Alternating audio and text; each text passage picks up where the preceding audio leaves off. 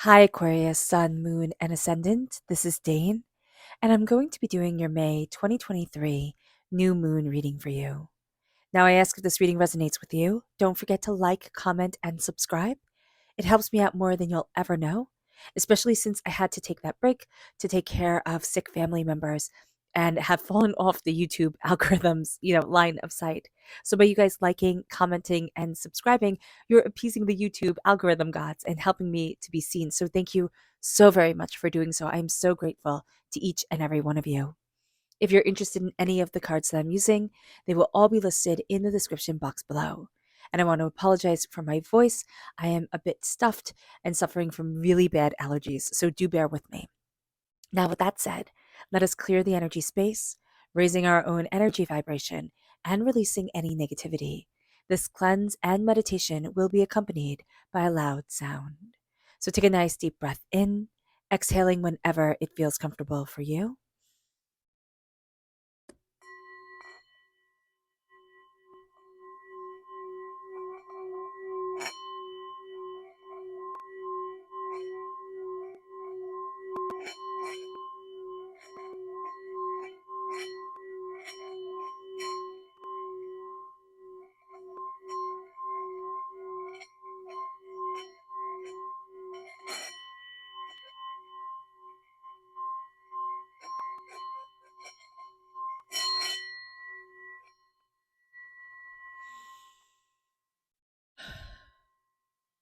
Releasing all negativity from the body like storm clouds, letting yourself feel calm, centered, and at peace as we enter into this safe and loving space.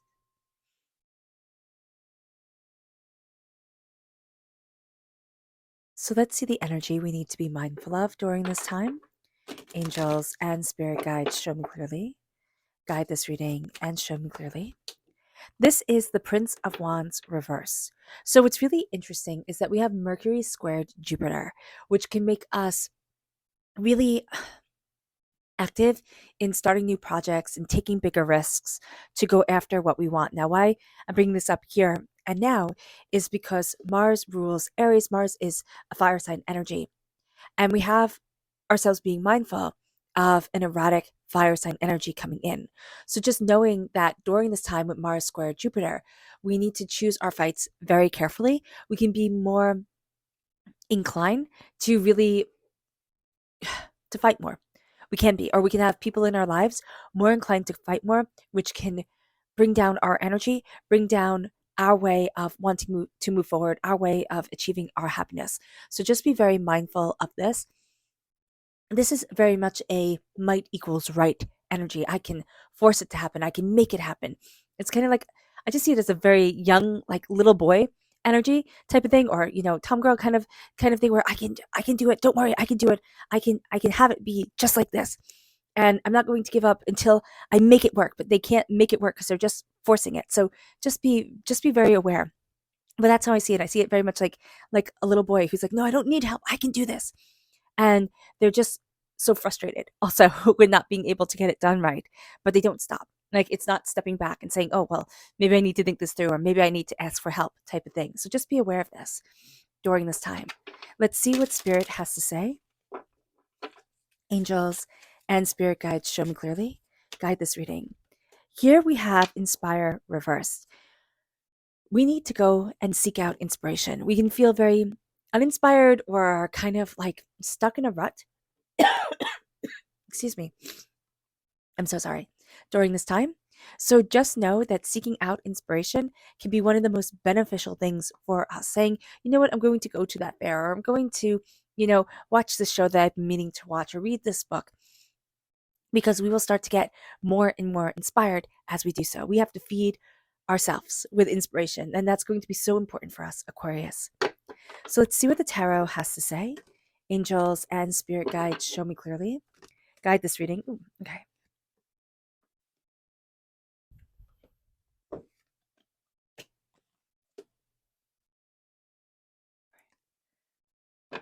Okay, so this is very interesting. So we're having a hard time saying that our happiness matters, which, you know, is a powerful statement. It can be that we're looking at bigger and better things and saying, oh, once I achieve this, once I achieve that, then I'll be happy, then I'll have it, because we have the 10 of Cups reversed. Now, what's really interesting is during this time, Spirit says inspiration matters. Well, we have 5 planets in Taurus. We have Jupiter, we have Mercury, we have Uranus, we have the moon, and we have the sun. We are ruled by Uranus. Uranus is the planet of brilliant new ideas, of innovation, of originality. We think outside of the box. And that could be something that's a blessing to us, but we could also feel like that's a bit of a curse, right? Nobody really understands us, or nobody really follows us, or, we we see things differently than other people. And instead of thinking that's a really great thing, right now we can just be a little bit frustrated with it. So do be aware of that. But we are going to be really inspired. Okay, Uranus is at the midway point of Mercury and the new moon, which means inspiration is all around us. We have these wonderful new ideas about building our future, about moving forward, about long term success, and how to do things differently. And this is a time to let ourselves step out of the box. Now, we can be afraid of, well, how will I be successful? How will I keep up with the Joneses type deal? And the question is, do you want to? I love this card because it always makes me think. And I know if you've been with my channel for a while, you're going to roll your eyes and say, Dana, I know the quote. But it's an old Nordic quote for all of you who are new. And it says, better to be king of a cottage than servant in a castle. And I love that in our modern world where, have the opportunity to be servants in a castle. That seems odd to a lot of us. But it's better to be king of your cottage than servant to your castle, than going for bigger and better, bigger and better. And our world sells us bigger and better. Why? Well, we spend more money, right? We have to have more things. We have to, furnish and upkeep. So here, it's kind of like simpler is better. And it's to fall in love with the simple things. We could have lost sight of that. Or there could be something around us where it's just like a bit of a dark cloud right now. It's time for the clouds to part and the rainbow to come. And that's going to be really important. Now, the most powerful aspect during this new moon is going to be Jupiter squared Pluto. And this aspect is called the Millionaire Maker by astrologers. So this is huge. It brings us to a place where we are intensely driven to get ahead. Success, power, influence, those become our key words. And what we have here is we have the King of Swords reversed. We're doubting, can I get ahead? Can I cut through the doubts and the fears and the negativity and really embrace the highest of the court cards, the king, the one who was, traditionally the head of not only the house, but the country? Can I be this? Can I embrace this? We have doubts because right now we're releasing a lot of the past that has driven us, a lot of old things that used to be, oh, well, I have to do this and that because of XYZ.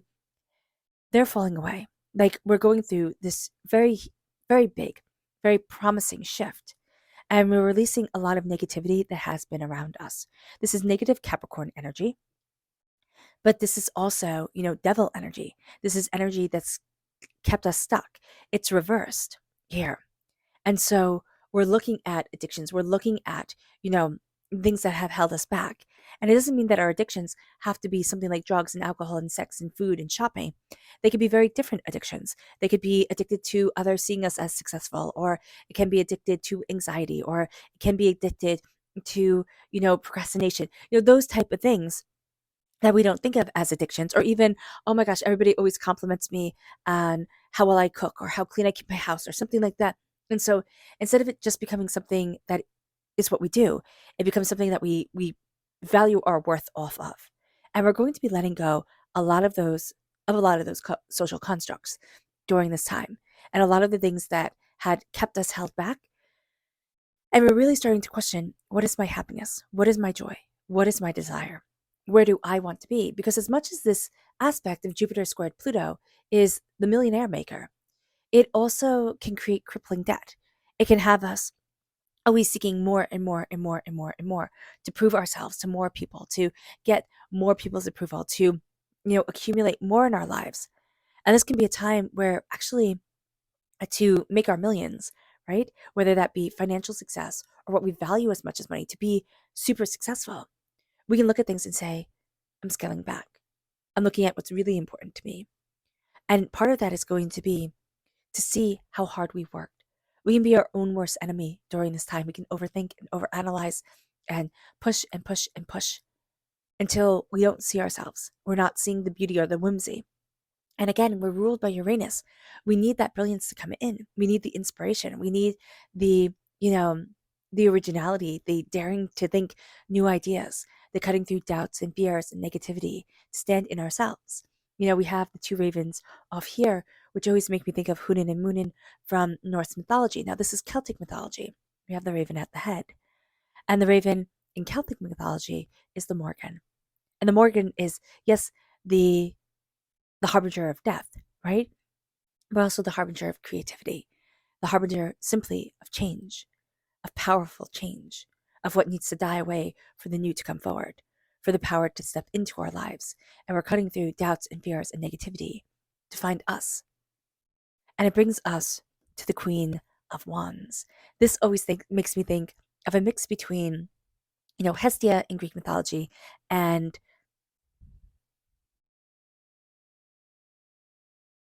Hecate. Yeah, I was just completely forgot her name. Hecate, the goddess of magic, which a lot is not known about. But there were many worshippers of her. And there's a sense here of, can I embrace my magic? Can I embrace a new dawn and a new day and let my passion, my power, and my fire shine forward?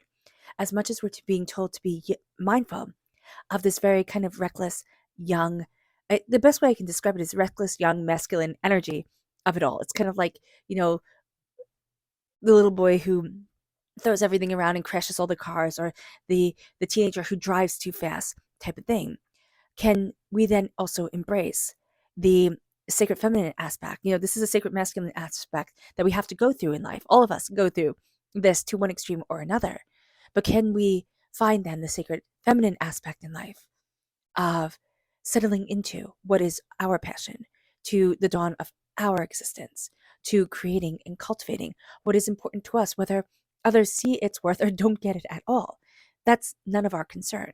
This is a time where we make our millions, be it, you know, literally or figuratively, and we embrace our dawn, we embrace our passion.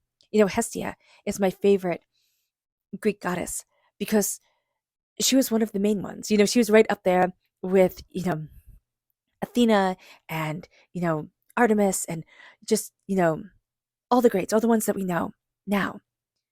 But there were too many gods.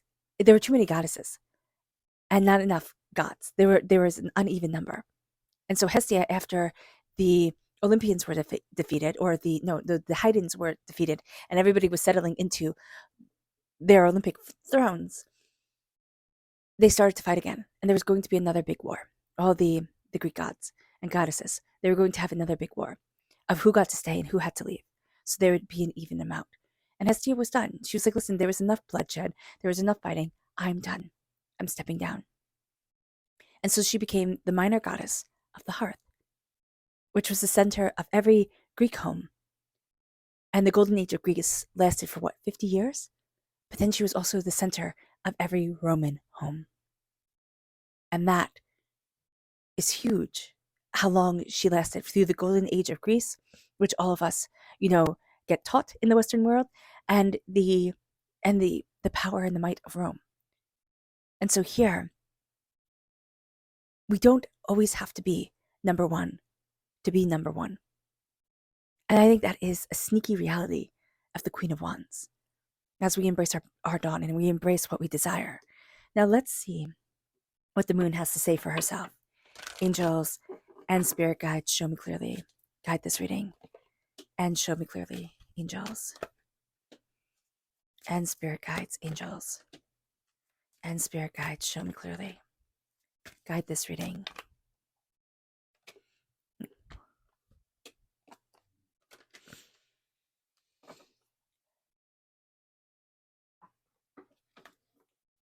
Angels and spirit guides, show me clearly.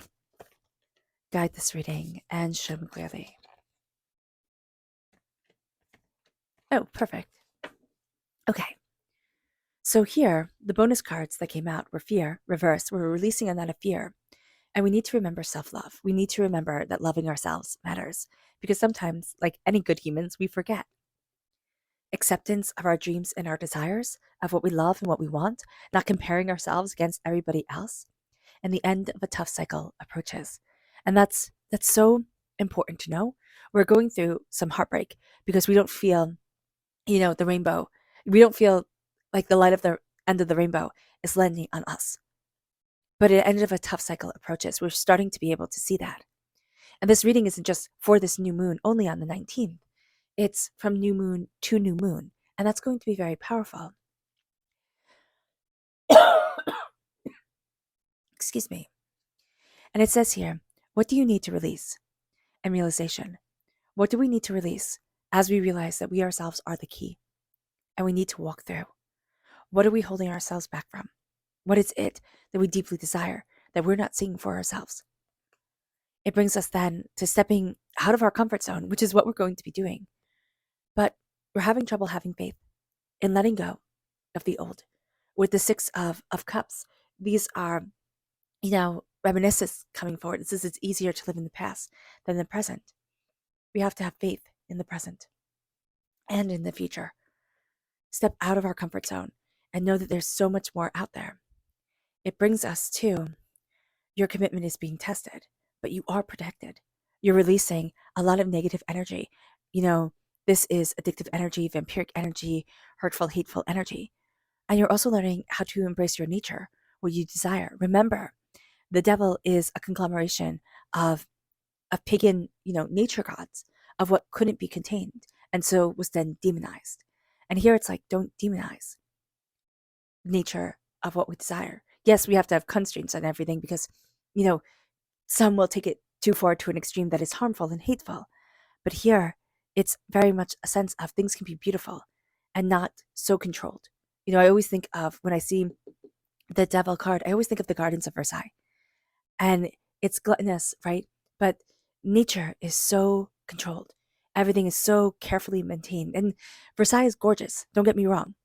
But there's something to the constraint of it all that shows endless upkeep, endless energy being spent. And so here we are protected to have our commitment, which is being tested, to ourselves embracing our own nature during this moon. And it says it's time to take action as we're afraid to blossom into someone that we long to be, into that creative energy, that fiery space that we might think, oh no, that's inappropriate, or oh no, I can't possibly be that way. And Spirit's like, shine, let yourself shine. It's time. Our subconscious energy to be mindful of is the Queen of Swords reversed. This is negative energy. These are hurtful, hateful words that people can say. The King of Swords too, we can be speaking very negatively to ourselves.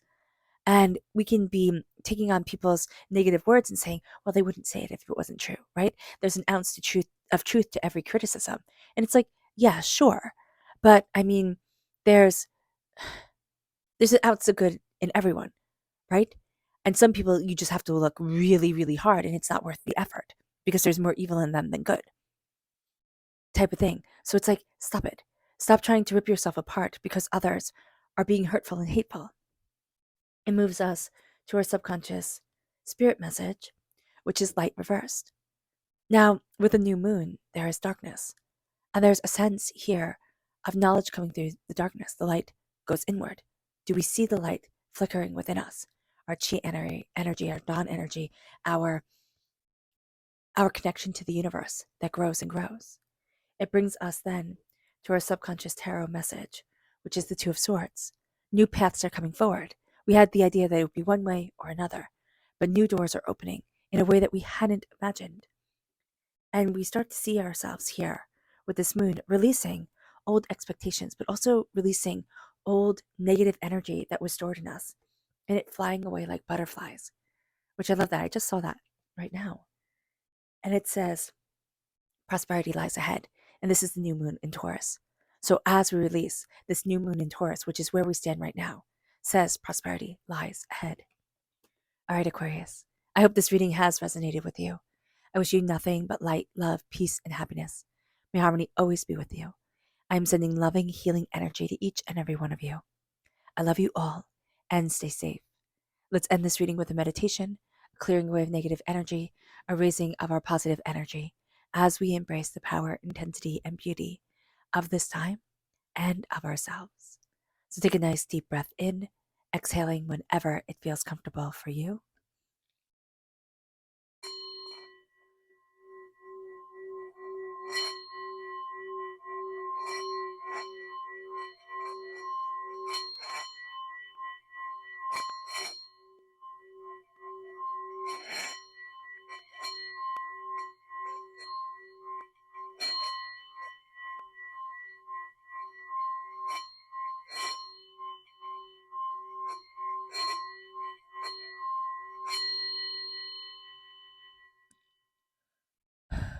May you move forward in peace and in harmony, Aquarius. May blessings and prosperity always be with you. I love you all. Have a blessed moon and God bless. Bye.